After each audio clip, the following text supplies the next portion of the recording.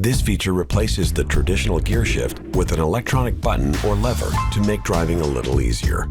Get to know how to use it in 3 minutes or less. If your vehicle is equipped with push or pull buttons near the infotainment screen or in the center console, depending on your model, that look like this, or a joystick-style lever in the center console like this, you have electronic precision shift. For the push or pull button version, start your engine, then with your foot on the brake pedal, shift into gear using the buttons on the gear button panel. Pull the R or D button to engage reverse or drive. The selected gear position will illuminate in red. To shift into neutral from park, place your foot on the brake pedal and then hold the neutral button until it turns red. While in drive, you can press the L button to engage low.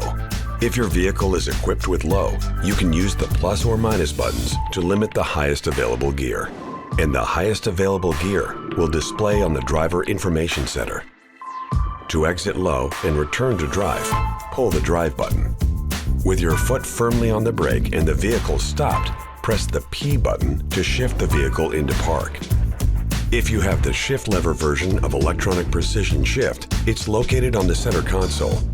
It has a park button at the top of the lever and a shift lock release button on the side that you need to press in order to shift gears. With your foot on the brake pedal, press and hold the shift lock release button. Push the shifter forward toward R. With your foot on the brake pedal, press and hold the shift lock release button, then pull the shifter rearward toward D.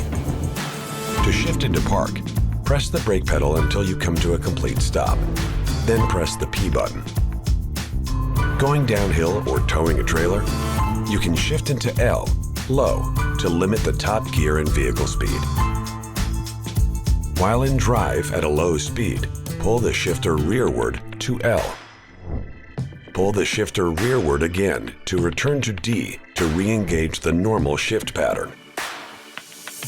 For more information about electronic precision shift in general, please refer to your vehicle owner manual.